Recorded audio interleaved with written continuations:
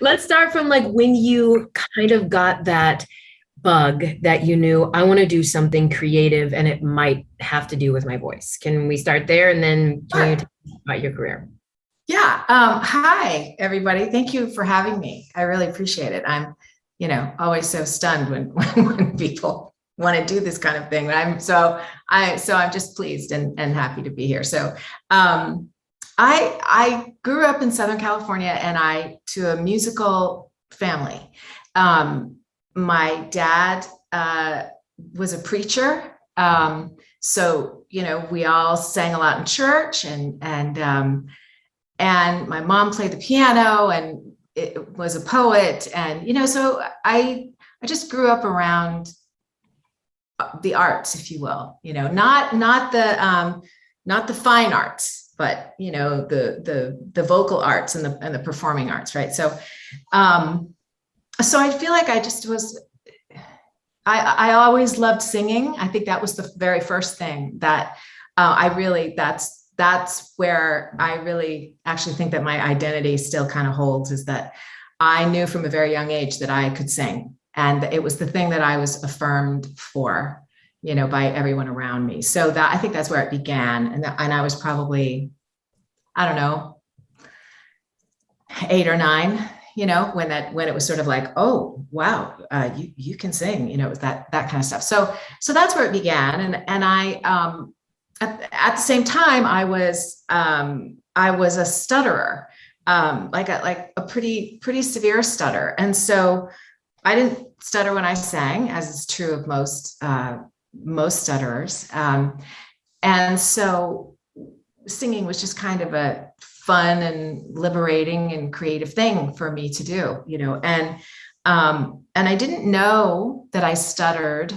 I wasn't cognizant of my own stuttering until I was probably in second grade, and my family went to Yosemite with another family, and one of the kids in the other family brought this groovy little, tape recorder. And we recorded things like little shows. We loved shows like Laugh-In and, interview shows, stuff like that. So we made up our own shows, my sister and I did. And then when we played them back, then I thought, oh, I stutter. Like, what is that? So it was a strange thing. And then I really started to become very self-conscious about my voice and about speaking. And went through some therapy for that, and it just sort of worked itself out. It wasn't an issue of speech mechanics for me. It was more of an emotional response to things going on in my family and all that. So that's a good thing. And at the same time, that stuttering is an emotional thing it still rears its head now and again, because I have certain things that sort of stop me in my tracks where I realize I'm about to stutter, and so it's an interesting phenomenon. But I would say it was in high school, that I started to do things on the stage, and that was always fun. And I always had a great sense of community with people in the theater. We were all the misfits and the weirdos and, all that. And I have loved my people,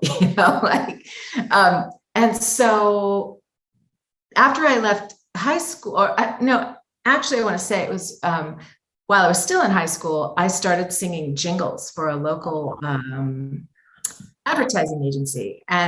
And during one of those jingles, there was a little bit of voiceover in it. And he asked me if I would read that. And I said, sure. He called it the donut. It's like, can you read the donut? I don't know, advertising term from back in the day. But and I said, sure. So I read it. And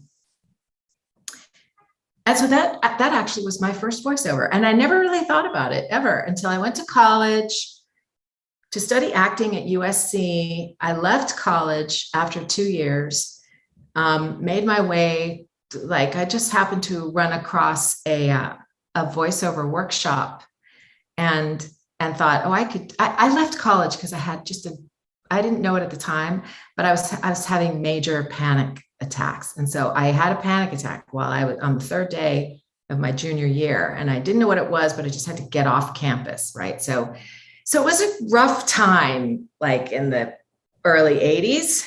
And I managed to find this voiceover workshop, which they really didn't have. Nobody did workshops back then. And I remember thinking to myself, oh, I could do that. Like nobody would be looking at me. I could do that, you know? So I went and I signed up for this one-day workshop, and there was a casting director there, and she took the reel-to-reel tapes home, and she called me the following Monday and said, I think you would be really good at this. And I actually think you should take a class. Like you should, you know, really check into it. So she recommended Tom Pinto to me. And so I took my first voiceover class with Tom Pinto. And after that, he said, you should just make a demo. And he said, and I'm happy to help you with that. So he helped me with a demo. I sent it out to 3 agents. William Morris called, and I signed with them. And inside of a month, I booked my first radio spot, which was for Mitsubishi. It was a new car company at the time, right? It was a new car company. So the whole gist of the spot was like, what's the name of the car? Mitsubishi. It's very silly, but like that, right? Like you think of these cars as always having been around, right? But they actually, you know, it was a new brand at some point. So anyway, that was my first voiceover job. And I really just haven't stopped working since then. I mean, with certain, you know, certain slow periods and certain, you know, crazy times, you know, but for the most part, you know, that's how it went. I was with William Morris for about 6 months. And then I moved to a small boutique agency. At the time, it was Sandy Schnarr Talent. It's now AVO Talent in Los Angeles. And I was with Sandy for 12 years. Before I moved to SBV Talent, where I was for another 8 years, I think. And from there, I moved to Atlas Talent, where I am now. And so that's it in a nutshell. I mean, that's sort of the trajectory, but, you know, and there's lots of stuff in between, you know, as to different kinds of work and how that all rolled out. But that's it in a nutshell. So. That's awesome. I'm a pastor's kid too. Didn't know that about you. Yeah. Misfit, right. We're a special breed. Yeah, really true. So that's so fascinating, the idea of finding your voice through singing and then you realizing, wait, this stutter, and it can be something that evolves through that. As you first started out, what were some of your biggest surprises? That I ever booked any. I mean, like it. I mean, it was so weird. Like that first job that I booked, that was a surprise. Like what? You know? I mean, it was just so weird. I knew the thing I have, and I credit my parents for this. You know, my dad as a preacher, you know, he's an orator. You know, and so I've heard the English language spoken, as we all have, but, you know, as a preacher's kid, you hear it differently. You know, you hear it in another capacity, right? And then my mother was an English teacher, and with a beautiful, both singing voice and speaking voice. And she was a lover of the English language. And she loved jokes and puns and Shakespeare. And she just loved everything about the language. And so I feel like the gift I got from my parents, one of the many gifts I got from my parents, was a real love for the English language. And so I think that's something sometimes we as voice actors forget, is that we're using the English language to communicate with people. We're not, you know, and that's the main thing we need to remember. I experience people when I coach them very often, we'll have a conversation, you know, before we begin, and the conversation is very natural and there's no affectation. We're just having a conversation. And then as soon as a piece of copy is put in front of someone, it's like they have to settle and like it's as if they're reading a different language, right? Like and then they start emphasizing words they'd never emphasize if we were just speaking, and so that's a big piece of my coaching, is to remember that we're just communicating, you and I, you're talking to me, you're imagining what I might say back, and so I think that understanding of the language and never having the coaching I got from Tom Pinto was great and very, very, what do I want to say? Just not complex. It's sort of like, here's the copy. You got to get it in this amount of time. That's the product, that's the price. But it wasn't complex coaching. It was, tell me, give me the information, And so I think that is what I brought to voiceover at the time, was just, and I was known for having a very understated delivery, very easy, very natural, which was new in the early 80s. It was still very much an announcer kind of, and also a Procter and Gamble, just like really commercial, right? It was the translation of a style of on-camera commercials into the voiceover world. And so it was kind of presentational, and everything was with a smile, and I just didn't do that, and so I think that's what made me sound different at the time. And all I ever did was communicate what was on the page. And that was surprising to me, that would book, right? That people thought, oh, that's different. Like my thought was, I didn't really do anything that special. I just communicated I'm just giving you the information that's there. So it was kind of iconoclastic in that era. What allowed you to trust your intuition and your gut and be you, and not go with like the specs of the spot? I think I was affirmed by my agent and the people reading me in the booth, which we don't have now. And I really recognize that as being a difficult thing to overcome. But we didn't record from home.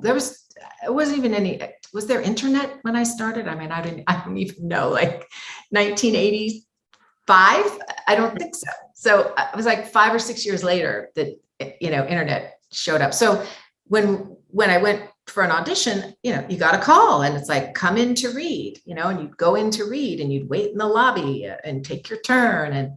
And so you go into the booth, and they had booth directors. And so there was someone in there recording you and consequently directing you to a certain degree. And so I was affirmed by them, right? And they would say, that sounds great. Do one maybe with a little more energy. That was a very common thing I got, because again, I was never trying to sell anything, So I think that the affirmation there, and then the affirmation of booking. It's like, that's the biggest affirmation, right? It's like, oh, so I did find all of it surprising in that way.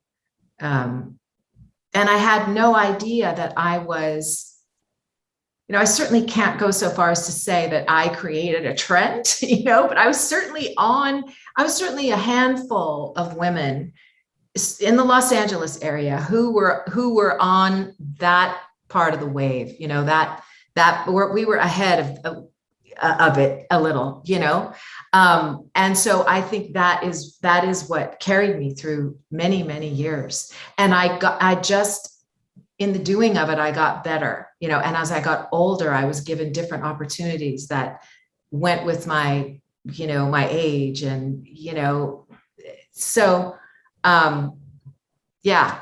Does that? That's so fascinating. And speaking directly to that, trends in voiceover change. How do you keep current, especially now that we're like sitting in our basement studios, just listening to our own voice bounce off the walls? How do you keep current? How do you keep your chops up? Well, I think you have to listen. You have to listen to what's out there. I've been, well, while I'm an open book, I've been married twice. My first husband, I remember I remember thinking, oh, I'm not going to be married to you for very long, because I was just starting, I wasn't just starting, but I was like in my career, and it was, it was developing, and he would always turn the sound down on commercials. He was like, I can't stand it. And I'm like, yeah, I actually have to listen to that for my work. And it's actually what I do, so it's just really important to listen, and to stay abreast of, stay abreast of trends, right? And also pop culture, because so often our specs are certain characters in particular sitcoms, and, whoever just won the Oscar, for best actress, it's like they become our prototypes. And so we just have to keep listening, right? Mm-hmm. And another thing, I think, and this is what is at the crux really of my coaching that is so important to me, right? Is that each of us, we're each individuals, we have our own voice prints. There's nobody like any of us. We're each individuals, and we're unique. And so when we get particular prototypes, we have to remember that we're not there to imitate. We're not there to try to sound like them. A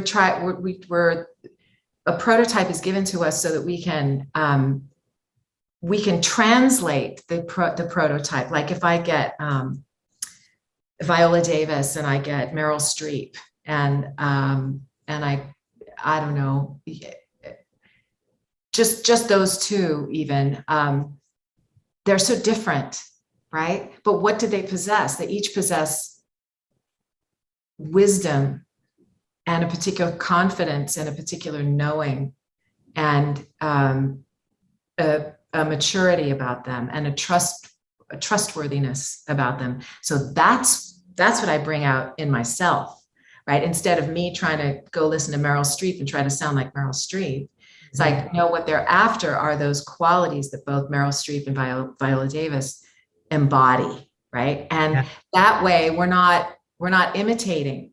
We're actually bringing those things out of ourselves, and it will be unique to us. Our read will be our read, because we're not imitating. We're just accessing all of those qualities in ourselves, right? So it's a combination of being who you are, and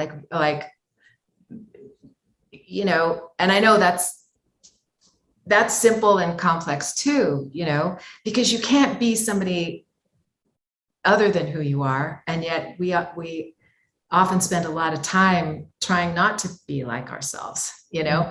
And so and that's why I think that really good voice actors have really good self-understanding and really good self-acceptance, and and I'm a big fan of self-discovery and therapy, and like knowing who really, that's how you discover who you are, what you value, what's important to you. Mm-hmm. So the whole trend thing is interesting in that sense, because we are looking outside of ourselves, to see what's happening in the culture, and then we have to stay true to ourselves and combine those two things, and that's what makes an interesting read, I think. So I wanted to talk to you exactly about that, because I wanted to talk a little bit more about the character work that you've done in video games, in Picard, in where you've brought a character and how you figure that out. And then I want to talk about the audition process of getting those character specs. How much do you say, I'm going to read that differently? Or how much do you kind of trust your gut and listen to the specs, especially as you are creating a character? Yeah. Well, it's all in the copy, and it's all in the relationship. It's not about anything that I am producing on my own. It can't, I have, the things I have to know are, who am I talking to in this scene? And what's my relationship with this person? What's my history with this person, right? What's the circumstance I'm in? Is it high stress? Is it, right? I mean, am I lying in bed with my partner? Am I jumping out of an airplane? Am Can you I give us a specific example of, like, let's talk about a character, one of your favorite characters, and how you worked through some of that and created this flesh and blood character that you can only convey with your voice? Yeah. Well, so interesting. What kind of examples can I give you? It was really interesting when I did Anna in Lara Croft Rise of the Tomb Raider. That was that was very much my own voice, and I auditioned for that. It was it was probably in the first 6-8 months of video, of auditioning for video games, because most of my career has been commercials and promos. And it's just been about 8 or 9 years that I have been doing video games.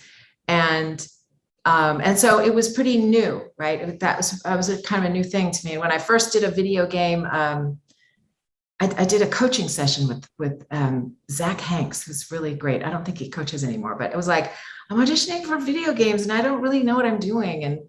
And he, I remember asking him about my relationship to the microphone, right? And he's like, what are you talking about? And I said, well, I mean, just like, how close to the mic should I be? And he said, that's not really your issue. It's like, set the mic back and do the work. Like, it's acting work. And that was a little bit of a light bulb to me. I know that sounds so crazy, but in promo and commercials, so often it's about the relationship to the microphone, And so then it was like, oh, what's my relationship to the person I'm talking to? Oh, like light bulb, So the only thing I got in the spec, I don't even know if I got it. It was just so clear in the text. Video game auditions are so secretive that often you really don't know what is going on, And so you have to make choices, whether the choices are correct or not, like whether they're accurate to the actual video game is beside the point. You just have to make a choice and make it a clear choice. And so I remember thinking, oh, what a great script this is, in that the audition was the turn of the character, because she is a friend to Anna, until she's not. And so and the audition encompassed that turn, right? Mm-hmm. Where it's the scene where they wake up, she and Anna and Lara both wake up and they're bound, they're tied to a chair, and it's sort of like, what's going on here? And I don't know. And, how are we going to get out of here? And I'm completely playing along. Like, I don't know what's happening. And and then all of a sudden, my brother comes in and he asks a certain question, and it becomes clear that I'm Lara's nemesis, because he starts to untie my hands, right?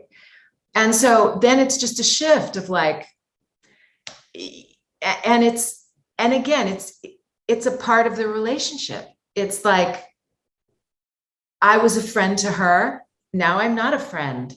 Now I'm trying to get something from her, right? And so again, it's in the script, right? It's in the language. It's there. It's on the page. And if I'm just being true to what's on the page, the character kind of creates itself,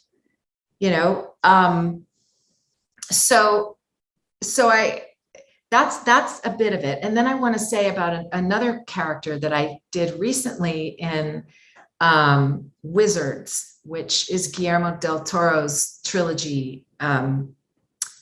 It's such a Troll Hunters. It's the Troll Hunters trilogy. And the voice that I did was for Belrock, and there were two of us doing the voice, right? So it's layered, the voice is layered. And so it's Piotr Michael is the male who does the voice, and then I do the female voice, and the character is female, but his voice is so huge and so round, and so he's like, I'm trying to think of a voice actor's name. It's lost on me. I'll try to remember it, but it's just this like big, gnarly, deep, wide open voice. It's so not my voice, right? It's like the antithesis of my voice. And so they recorded him first. And so my job was to layer his voice with his phrasing, right? Because he phrased the character, and so that was weird, because that really was a technical thing, to do, all the while carrying the intention of the character, which is, it's an evil character, and there's all of that. So the relationship is oh yes, I just see this, like singing backup or harmonizing, exactly. And that's why I think I booked that, because I'm good at that. Like I can follow someone's phrasing. Like I can do that, And so I had to do that for the audition. It's like, here, listen to this, now do it, and I was able to do that. So in that instance, the combination of doing technical voice work, if you will, like on somebody else with somebody else's phrasing, and then also being mindful of the relationship, that I have with the people with whom I'm interacting.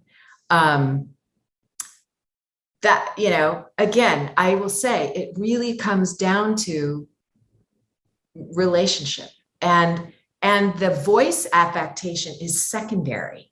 It's like,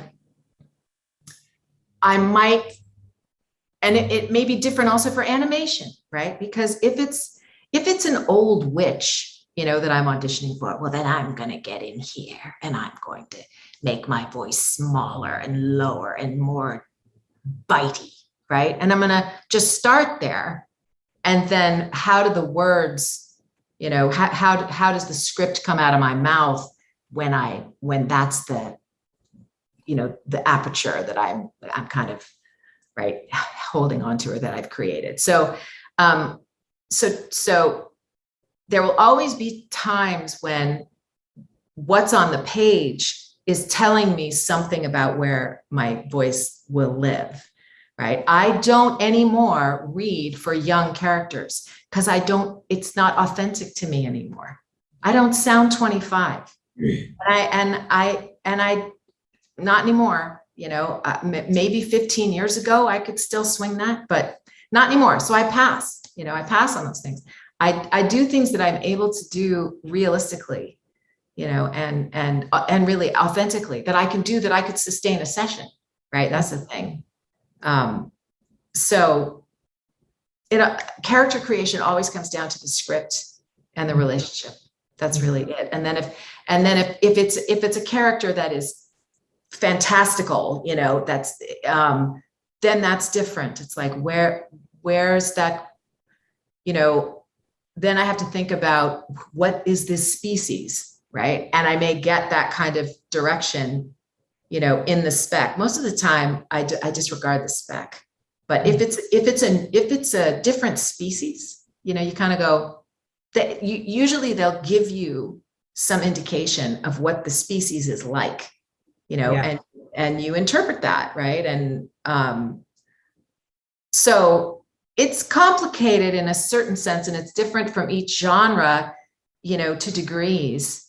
Mm-hmm. But what's constant is the script and the information that you get from the script, and also the big acting piece, which is, what kind of relationship do I have? Do you ever play with the script at all? Do you ever, put connector words in, fill it with, small sounds, or maybe even put words in it every once in a while to kind of stand out, or? I never do it for the purpose of standing out. And I rarely will change up a script. We work together with writers, right? Writers have done their work. They're doing their job, right? And unless they specifically say to me, feel free to improvise, I don't. I am a writer. I'm not a writer of screenplays or, animation series, but man, if I put some writing out and somebody messes with my writing, I'm just like, how long I sweat to get that line right the way I wanted it, so I think about that, and I go, okay, if they give me permission, then I might. And I will say that that's you're more commonly given permission in animation, in certain kinds of animation, right? But for the most part, I don't do that. And I know that there are genius. Fred Tatasciore is the guy that I was thinking of, with this big, round, deep voice. Sorry, it just came to me. I know that there are animation actors and video game actors. I would say it's more in the animation world, where they are so flippin' genius, and they've built themselves reputations for being able to make funny things even funnier. And those guys are in a class all by themselves, and they have been at it for 30, 40, sometimes 50 years. And I think they're sort of given, special leniency to do stuff, because they have proven that they make things better, but I'm not at that level. And I'm really not. I'll tell you, one thing I did, this was crazy. It was ridiculous. It was such a mess, but I auditioned for the role of a dog that, for an animation thing, a barking dog, there were no lines. It was just barking. Right. And I just thought, oh, I'll try this, I don't make animal sounds, so I did this thing, and I got a flippin' callback. It was ridiculous. And I was terrified. And I called a friend of mine who does animation, and I go, I don't know how to do this. I don't know what I'm doing, and I was like, how do I make dog sound? Do I say woof, or do I bark? Do I actually bark? What, And so he gave me some pointers, and oh my God, I spent hours on this audition. It was ridiculous. And there was a certain point in the script where the dog was supposed to eat, right? Eat out of a bowl. And I'll tell you what I did do was I made a decision to belch after I ate. Now that wasn't in the script, right? But I thought, this is like a big, nutty dog, and kind of all over the place. And I thought, maybe a belch would be funny, and it turns out it was. And then I booked the thing, and they were happy. And then a few months later, they said, we need you to come in and redo. And I thought I was picking up a line, but they were like, no, we need to redo this. And we need it to be a different kind of dog. And I was like, okay, here's where I am not your girl. And I didn't say that, but I was sweating bullets. I can't make a bunch of a German Shepherd and a pit bull and a poodle. And I truly, it was a mess of a session. It was a mess. I could not please the director. She was getting really irritated with me. They had me read to animatics, which I'd never read to an animatic. It was just this jumpy black and white initial drawing of a cartoon. It was a nightmare. And it was just yeah, I need six barks and then breathing. And I'm like, oh, I can't count how many barks I'm doing. It was such a mess, And I called my agent and I said, that was a nightmare. I just want you to know right now, I'm so sorry. And sure enough, it turns out they recast me, right? Nope, that's not going to work. Right. But the head of DreamWorks animation called my agent and said, please tell Kay that we love her, and that the person she replaced was D. Bradley Baker, who's an amazing animation voice actor who does all kinds of animal sounds. That's what he's known for, right? So I replaced D. Brad. She goes, we're a mess on this show. Nobody knows what they want. So you were great. Don't worry about it. We're going to figure it out, but it's not going to be you. Like, that was a nightmare of a job, right? But all this long story, just to say, I think I booked it because I played a little bit with the script, not in a way that detracted from anything, but it was also not really a script. It was just barking, you know. It gave the circumstances, though, right? Like a begging kind of a bark, and a happy kind of a bark, and a sad kind, you know. It gave, so I stuck to those things. But then when it was the eating thing, and it was like, I think I'll just belch. So I think that I had to like go get a soda, and because I can't burp, like, you know, like, so I felt like I just faked the whole thing, and then I was truly nabbed. I was caught at the session. Like, I really can't do this, you know. So anyway, I love that story, because you went from like talking about Lara Croft Tomb Raider to a dog like belching, and this is such a great, like, welcome to voiceover. Oh, I know. And I do have a lot of people on who are just getting started. We have people who have been doing this for a really long time. Can you talk a little bit about this broad spectrum of genre in the voiceover world? Yeah. And do you do everything? Do you find out, here's the 3 things you really love and excel? Can you talk about that a little bit? Sure. I think, the first thing is, what is it that you love about it, right? That's where you start. And what interests you the most? I will say that, you know, commercial voiceover is still, you know, top of the heap in terms of how much there is, and how it's such a wide open market as well. There are all kinds of media outlets. It's no longer just national network TV and radio. It's, you know, I mean, it's the internet, it's all kinds of pay channels. It's, you know, it's ridiculous how much work there is. You know, there are probably more than 2, but the 2 main, you know, paths to work is either stuff that you seek out on your own, or stuff that you seek out by virtue of having a relationship with an agent, you know, who secures opportunities for you on your behalf. And so it, in a certain sense, it depends. I will say that if you want to work with an agent, commercial work is essential. That's always the primary demo that an agent will want.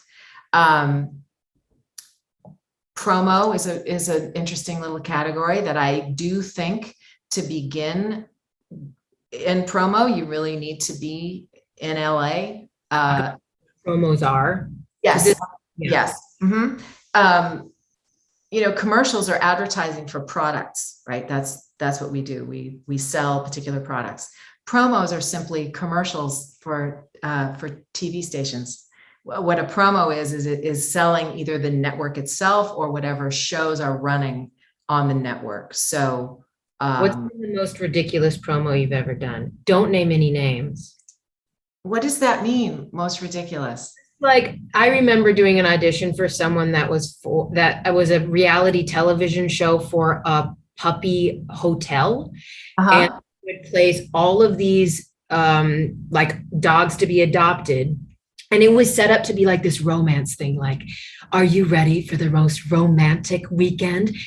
Will you find love, or will you leave empty-handed? And it was like dogs getting adopted by humans, you know, just fun. That's hilarious. That's so funny. I'm trying to think of what, like, promos. I don't know. I've had a lucky promo career. I mean, I don't do many promos now. I mean, I do some, but, you know, I did promos back in the day, you know, when I was, so I worked for the major networks. And, Mhm. I did promos for The Bold and the Beautiful. I did a lot of CBS daytime promos. And I can tell you, a crazy circumstance in that I had just given birth 2 weeks prior, and they were like, we need you to do some promos. And I'm like, yeah, I have a baby. Like, I don't know if I can get, and they're like, bring her. So I brought my 2-week-old with me, and I, she was like attached to me, and I had a female producer, so great. And she goes, just take her in the booth with you. So I'm standing there with my daughter attached to my left breast, and I am reading, Bold and the Beautiful stuff. And I can hear, the little noises that she's making. And I'm like, is the mic picking this up? They're like, no, you're good. I mean, that was just so like, it was Amazing. I know, it was really, Eva Schultz was the producer. I will never forget her. She just was so sweet to me. And I worked on that, for a year, and I brought her in longer, because I remember bringing her in when she was like 2.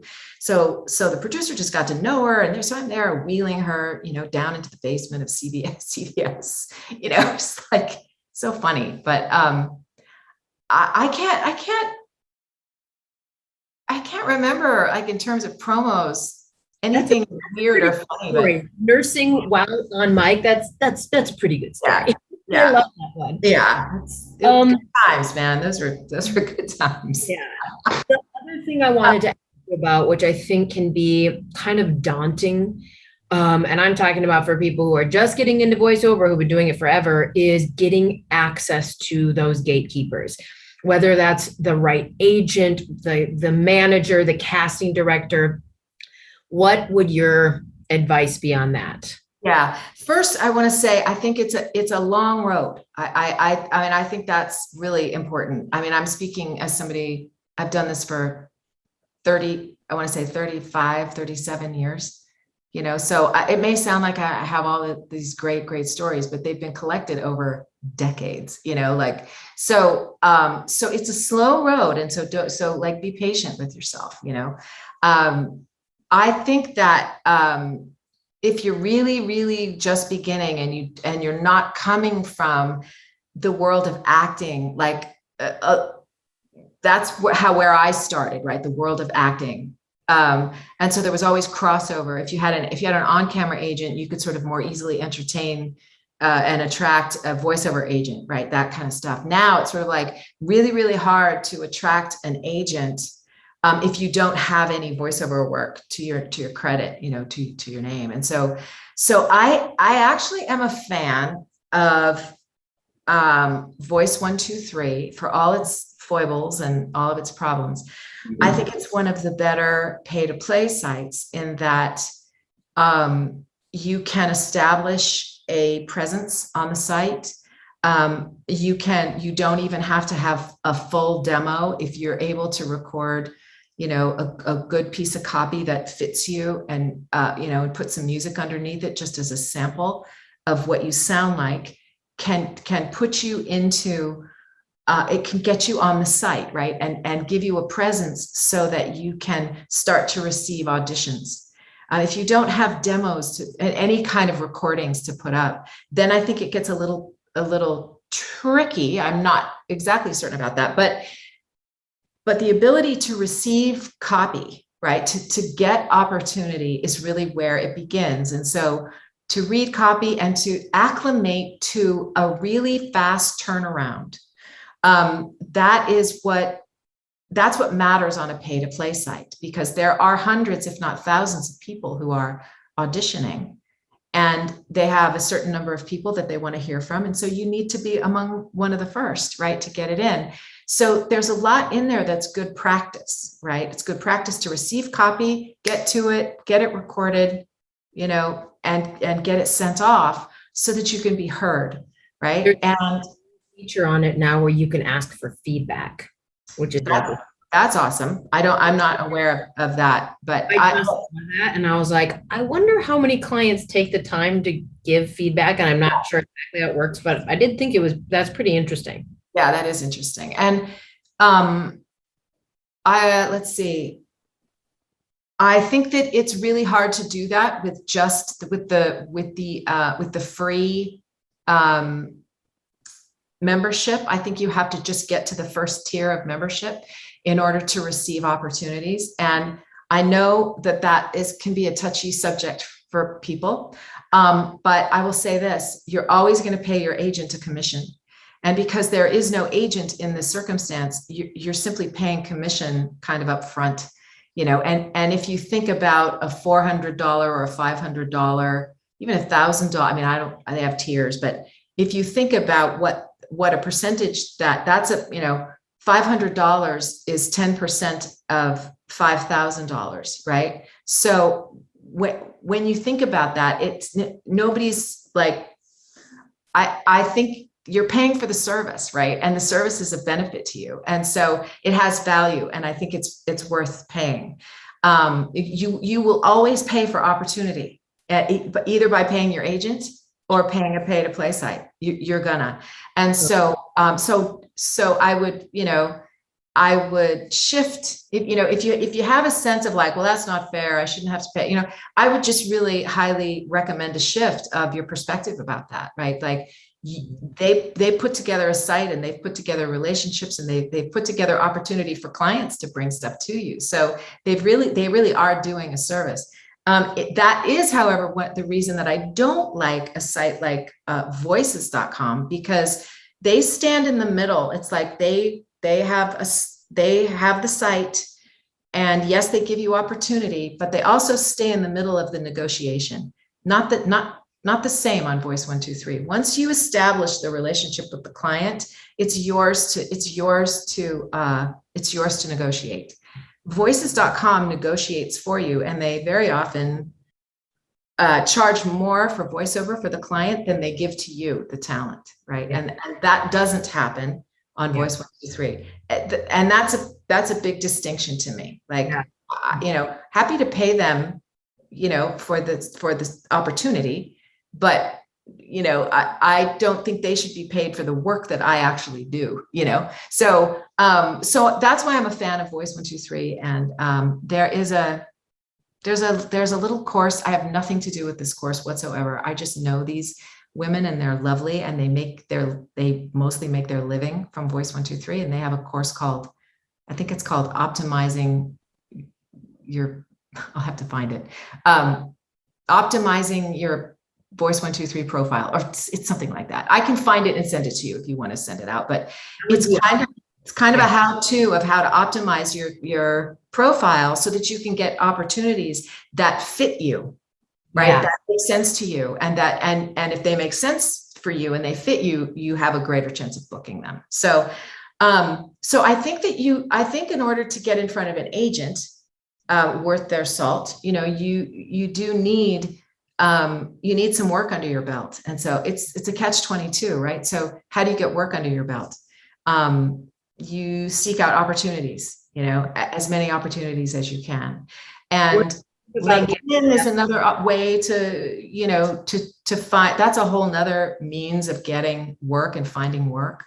Yeah. So what do you think about like paying your dues? Like, would you suggest for someone who's just getting into it, doing those nonprofit spots for free or very, very low on Voice 123, gives you practice? How do you feel about that? I think that when people, if you want to do PSA spots for free, great. I've certainly done that. I certainly have done that. And I've done it. I've done it. Right. I just have, right, for whatever reason, I've done them. So, but I will say this, I didn't get on that first radio spot that I did for Mitsubishi, when I had never done a voiceover before, except for the one I did in Santa Barbara when I was 17. Mm-hmm. There was no discounted rate because I had never done voiceover before. Right. I got the rate. I got the rate because I'm doing the work. Right. And so I'm not really a fan of underselling yourself, for the experience.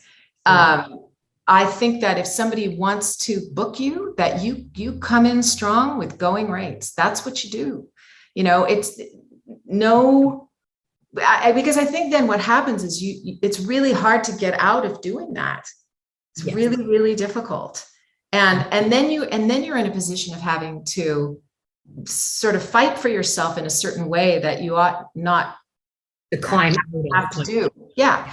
And it helps all of us. It helps all of us to maintain a particular level, of rates. And, there's the GVAA rate guide. And I think if you Google just that GVAA rate guide, it's a great rate guide. And it's based on SAG-AFTRA rates. And there are union rates there and there are non-union rates there. I'm a union actor, but I recognize that the world has changed, just like it's insanely different than when I began, and so I will always be a proponent of the union. I mean, I'm going to be retiring in the next few years. I mean, not really, but I'm going to be getting my pensions. Oh my God, pensions. I mean, when I started, it was like, I never thought about a pension when I was 26. And now I'm like on my knees in gratitude. Like I have pensions, and so that, that happens when you do, union work. And so I'm a proponent of it, but I do not judge people for doing non-union work. 90% of commercial work is non-union. Mm-hmm. It's insane. Right. And so that's an extraordinary uphill battle. But if it's non-union, like get good rates is all I could say to that. It's like, make sure that you are, honoring everybody in the field, by not undercutting the rates. It's rough in that sense. And again, I think people have to be, you have to make your own choices about that, Yeah. I think we want to open this up to questions. Okay. I'm so verbose. I'm sorry. I hope No, it's so perfect. My last question for you is, what's the best money you've spent on building your career? Oh, wow. That's a really great question.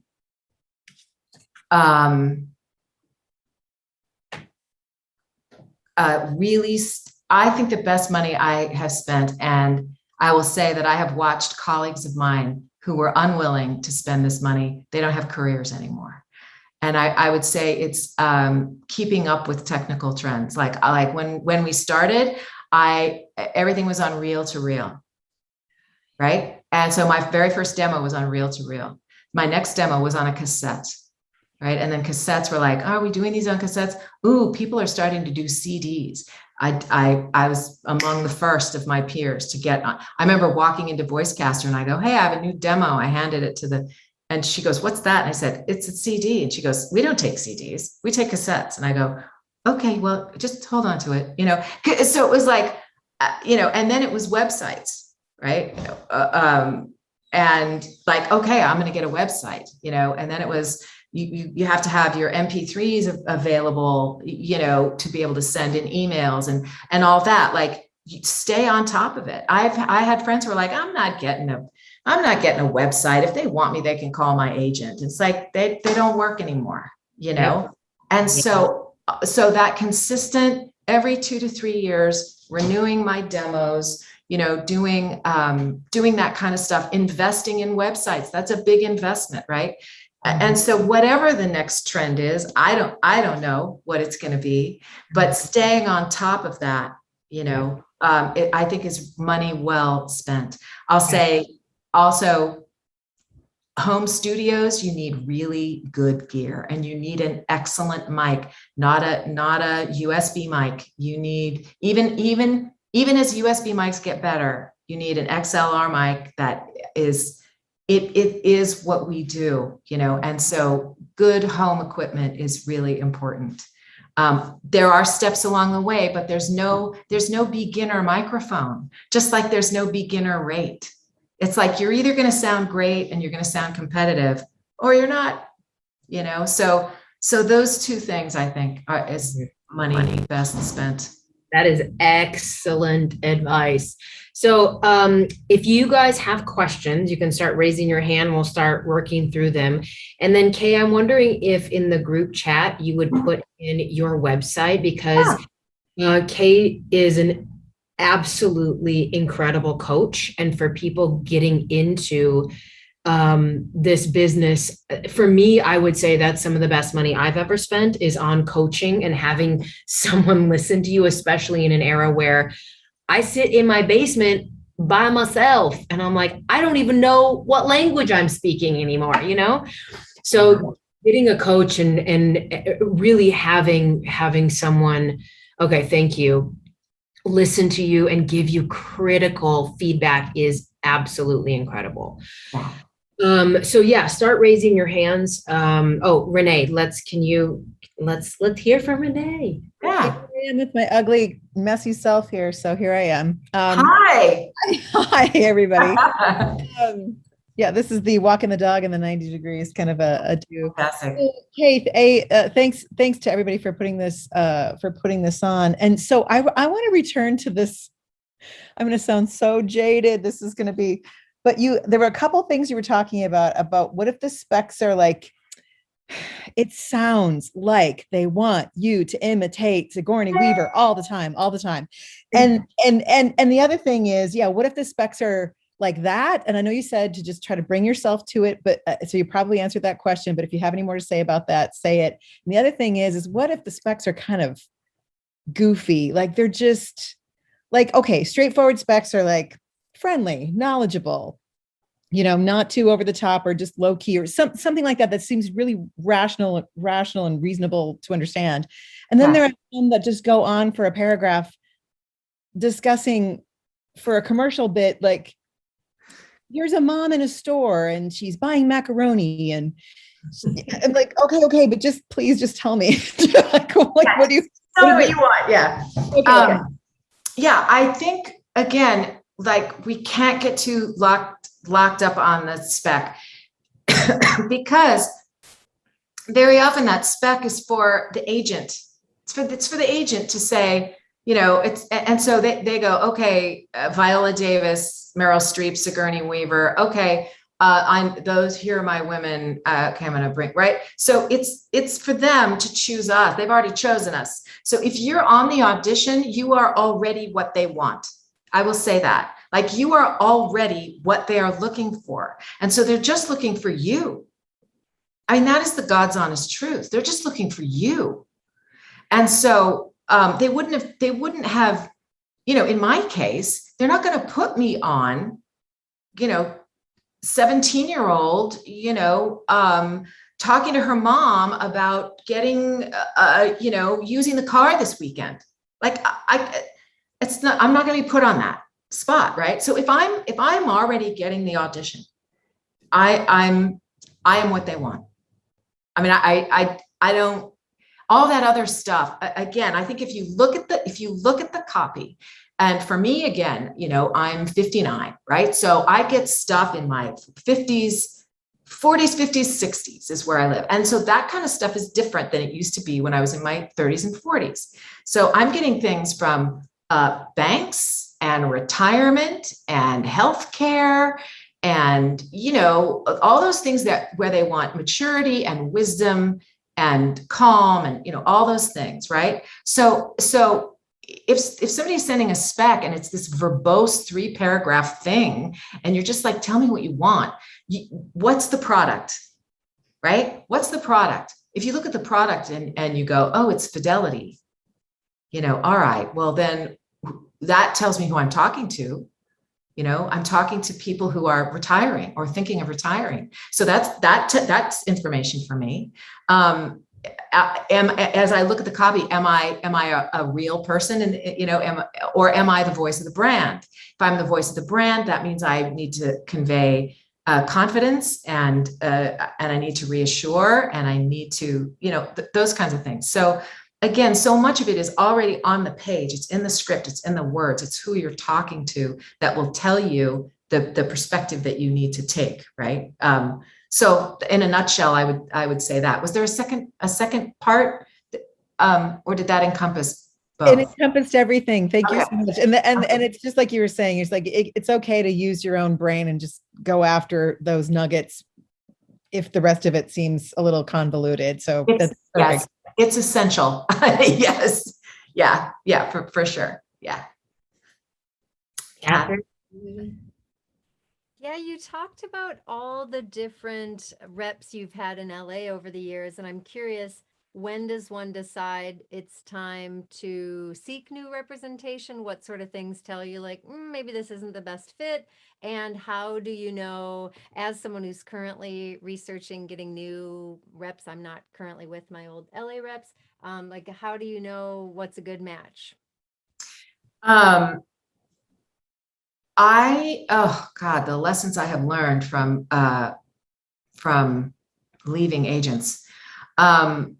When I left William Morris, it was really because they were more of a celebrity house, and so I just didn't feel like I got a lot of copy there. So when I was with Sandy Schnarr again for 12 years, and so I really cut my teeth with her, and I got to a certain point where I realized, oh, she considers me one of her top 5 women, and I don't make very much money.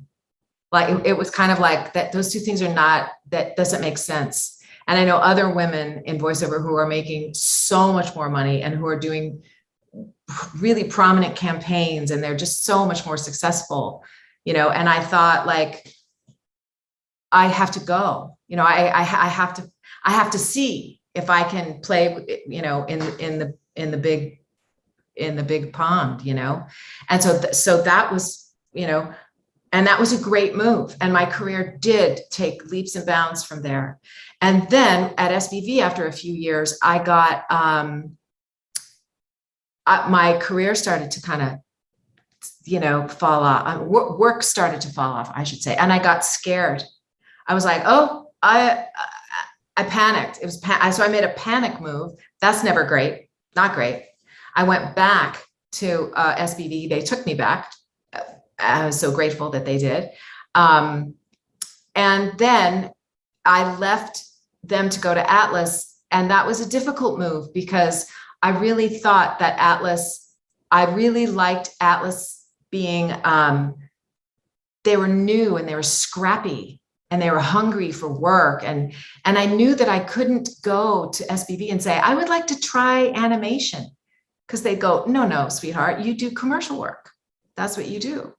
And when I was with Atlas, it was like, can I try? And they'd go, yes. And they would just, everything I asked if I could try, they let me, and it was there that I learned. It wasn't until I got to Atlas that I realized, oh my God, this is a partnership. This is actually a partnership. I felt like for so long, I was just at the mercy of my agents, and just kind of like, I'll do whatever you say. And I won't ask questions. And if I get scared, I'll just leave. And now I kind of go, no, it's different. It's a relationship, and I need to ask for what I want, just like, in both my marriages, I need to ask for what I want, and see how they respond. Right. And if they come back to me and go, no, we're not going to do that, then it's like, okay, wait, something's wrong with the relationship. Here I am trying to build something and I want you to help me build it. And so, so in a certain way, I have regret about leaving SBV because they were very good to me and I didn't ask them. I never asked. I made assumptions about what they would say. Right. So I was at fault in that agent relationship. And God, after I was with Atlas for several years, and I recognized that, I wrote a big, long letter to Rita Venari. And I go, I just want you to know this. I shortchanged you, like I didn't do my part. And I'm not asking to come back. I think where I am works, but I just want to acknowledge what you did for me. And I wish I had been better. I wish I had been a better client for you and trusted you. I didn't trust you and I should have, and it was like, so and what that is too, is me learning my lesson about the importance of relationship, right? I want to maintain a relationship with all the people at Sutton Barth and Benari. They're great people. It's a small world. I want to run into them and hug them, when I see them, and so relationship. Do you have a relationship with them where you can talk to them and say, here are my dreams. This is what I'm after. This is what I want to do. Let's do this together. What can I do to help you get me those opportunities? Right. So if you have an agent who's not interested, who's not showing up, great. Shake the dust off your feet and go. On that note, not that SBV is a boutique agency by any stretch of the imagination, but do you think it's possible? Because I'm now in this place where I'm like, I like being the big fish in the small pond. I would love to be. When I was at Abrams Artists, I was supposedly one of their top 5 women, and not that was a small agency, but do you think it's possible then to be with a boutique agency and be one of their top bookers and have a really big 6-figure career in LA? Or do you think if you're already at that level, it's better to be with one of the top 10? Oh, I'm a big fan of boutique agencies. I really am, and I'm even a fan of like regional agencies. And because again, casting people are they're casting a wide net, and you can have a great career with a few regional agents, and you don't even need one of the coasts at all. It's really become really a national kind of a thing. And I mean, I have 1 or 2 regional agencies. I barely read for them because they get the same copy that Atlas gets, and so I read it with Atlas because they're my primary. But I'm looking at this going, God, they get great stuff. But like animation and promo and trailer and video games, I don't feel like I get those from most of my regional agents. Do you think they're? Yeah, I will say that promo animation is an LA thing. That's the bottom line. I think video games have opened up a bit. There's stuff that comes from a couple of the regional agencies. Promo, I think, again, once you're established in promo, you can move anywhere you want to in the country, right? And you can live anywhere in the country and do promo if you are with an LA or New York agency that has a really strong promo department. So that is true. So it depends upon the genre that you want to be in. But if you're working, mostly commercial, if you're doing narration, it's like you can make a great living anywhere in the country. That is true. Lots of people all over the country make a lot more money than I do. That is for sure. Yeah. I think that the pandemic has kind of taught us that we don't necessarily need to be in a certain city, that's pretty exciting and awesome. But that goes back to your technology part. You got to have the technology to back that up, depending on where. Yeah. Susan. Yeah. Susanna. Come in. Hey, thanks. Sorry. Thank you so much. I really have enjoyed this, and I'm really appreciating what you just said about these relationships. I'm really taking that in right now, and oh Lord, I just totally lost my train of thought because I was so into thanking you. What the heck was it? Darn, it was a really specific question. Darn it. Okay, someone go ahead of me. I'll come back. It'll come to me like a flash. Fantastic. Was it about agency relationships? No, I don't think so. Yeah, someone skip ahead. It'll come to me. Okay. Does anyone else we probably have time for like 2 more questions. I actually have a question because KU and my friend John is on here, and he's a writer. He's a screenplay writer. Yeah. And I have a question for you guys as writers. When you're writing, can you hear that voice when you're writing? Do you already know who that is, what they sound like? Or is that not the case? Well, I'm not necessarily writing things that are intended to be spoken out loud, right? Like I'm a poet, I'm a blogger, I'm a, all that kind of stuff. It's so, but all I meant when I said this is like, if if I have to give something to an editor or something like that, and they mess with my stuff, then it's like, that's what I meant when it's like, my words matter to me, like, what I wrote down on the page. So I'm, so I'm cognizant of the importance of the writing is really, that's how that translates for John, me. I don't want to put you on the spot if you don't want to chat, but do you have a really quick answer to that? Like when you're writing something, maybe it's an animation, do you know pretty clearly what that voice sounds like? Yeah, you can hear me. I usually do. Very often I will actually like cast somebody in my head as I'm writing it, but like I might not get Tom Hanks for my tiny little indie movie, so what's I think is important in the writing of it is having that consistent voice through it. And then when you hand it over to some professionals like yourself, letting them take ownership of it, because you've got that one character to really work on, and then to maybe go back and adjust some of the words so that they're more you and that they fit your mouth better than, say, Tommy Lee Jones. Yeah. That's a really nice point. And you know what else I have to say? That to me is evidence, John, of how actors and writers work together, right? Absolutely. To create the character and the voice, how it becomes three-dimensional, So that's fantastic. That's my favorite part, is the collaboration. Yeah, absolutely. I think the theme word of the evening is relationships. Susanna, you remembered, tell us. Remembered, oh my God. So all the streams you have, you coach, you have a blog, you've got relationships with agents. How do you maintain a sense of schedule and flow? That's where I'm really getting hung up right now.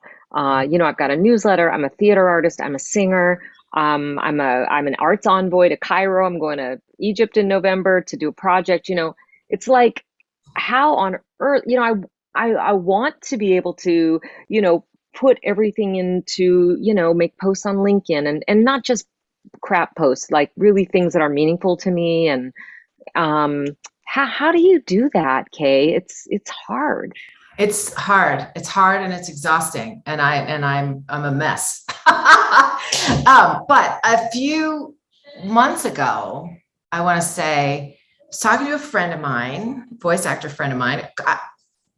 She's a coaching client, right? And then all of a sudden she starts, giving me advice then. So, but she said to me, she said, I think you should work with a virtual assistant. And I'm like, oh my God, I can't do that. I don't even know what I would give. I don't know. I can't. Right. So I didn't. So I didn't do anything. And then she said, hey, I think I found somebody who'd be really great to work with. And I go, that's so nice of you, but I didn't do anything. Right. And then maybe a few weeks later, all of a sudden I got an email from this friend. She goes, Josie, meet Kay, Josie. And it was like, she set the bloody thing up, right? And I couldn't. And from that moment, Josie, who's the virtual assistant, it's like she just took off with my stuff. I mean, it was fantastic. It's like all of a sudden she's like, I scheduled a Zoom with you for this, and we're going to talk about this, and this. And all of a sudden there was like form and, and structure. It was ridiculous. And so now all of a sudden I have a regular schedule of posts that go out on Instagram and Facebook. And I have a coaching group, and I have posts that go up on Mondays and Thursdays and Fridays. And I have a Wednesday Facebook Live, and it's like, it's insane.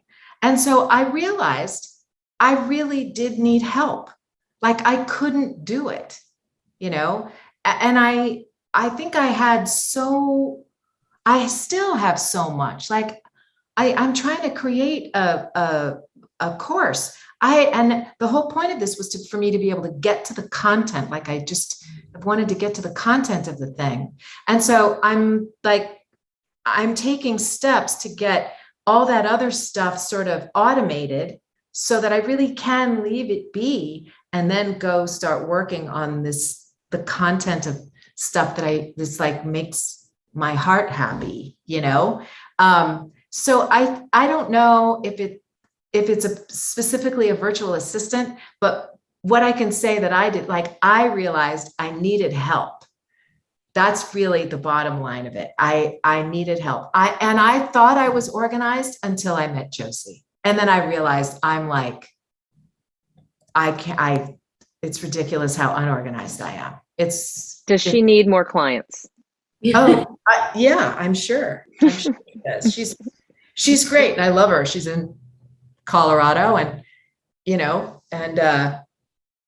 it's funny. The first month I hired her, I said, well, let's start at 10 hours a month, and by the first day, and I just call her and I go, let's make it 20 hours a month. I was like, we're going to get a lot done, so that's my answer at the moment. And again, I realize that not everybody can afford to have a virtual assistant. I mean, it stretches me, right? But I realized I had to take that risk. If I was going to grow, I had to take that risk, and I had to be willing to invest, and that's how I look at it, right? So I realized that not everybody is in a position to do that, and so it's how you get help, that's another question, right? But the fact that I recognized I needed help to do all the things I wanted to do. So yeah, and I'm still crazed. So yeah, you're spending your time now in places where makes so much more financial sense for you, and letting someone else do something that maybe you're not as efficient at, and you're able to spend your time in a place where you can be more efficient and make a lot more money and do what you're good at. Yeah. And I'm not even at the point where it's helping me make more money yet. I mean, hopefully that's what the upshot will be, but that's not, it's truly an investment. I'm investing, and I'm, and it's hard to let go. When I think, oh, I really need to get that thing done. And I go, oh, I should hand that to Josie. I have to and then I feel guilty. If I send her a note and go, can you do this? And it's like, well, of course she can. That's why she's here. It's kind of hard to let go. It's an interesting learning curve for me, this thing, but yeah. So yeah. Are there any more questions? We're kind of wrapping up, but I don't want to, stop anybody from asking a question or two. And Kay, if people want to shoot you a message, is that okay? And they can set up a session with you through your link. Sure. And you know what? I also have a private Facebook group that it's a little bit of coaching, and it's a lot of encouragement, and it's it's called Trust and Be Brave, and it's on Facebook. And if you search that, you just have to answer a couple questions. It's, for me to know that you're a voice actor. Doesn't matter what level you are. But it's just it's for support, and for questions, and, all kinds of stuff. And I do weekly Facebook lives on various topics and stuff like that. So I love it so much. Yeah, you're just welcome. I really, it's like, oh, I needed that right now. Thanks. Oh, thank you for having me. I really, I appreciate it so much. I really do. And I do just that. My whole second half of my life is just about encouraging people. I feel really. So thank you for the opportunity to be able to do that. Thank you so much. It's been awesome and enlightening. And if you guys haven't yet, go to Kay's website and you can see all the really cool projects that she's done and doing. It's very encouraging to see all the creative, cool stuff. And again, this is a group, you know, our ethos at Minnesota Women in Film and Television is raising all ships. And we really believe that collectively we can absolutely make a difference if we support each other. So anyone who's on the board here, Allison is the president, Catherine's the VP, I'm on the board. We're here for you. If you guys want to talk with us about your career, we're here. We're doing more and more events, hopefully a couple in person, because I want to squeeze people in really long hugs. So, John, please reach out to us. Join our group. We'd love to have you as a member. We put on a lot of really cool stuff, and it's because we want to support everyone. So have a wonderful night, everybody. And Kay, thanks again so much. Thank you so much. Really appreciate it. Take care, everybody. Bye. Bye. Good night.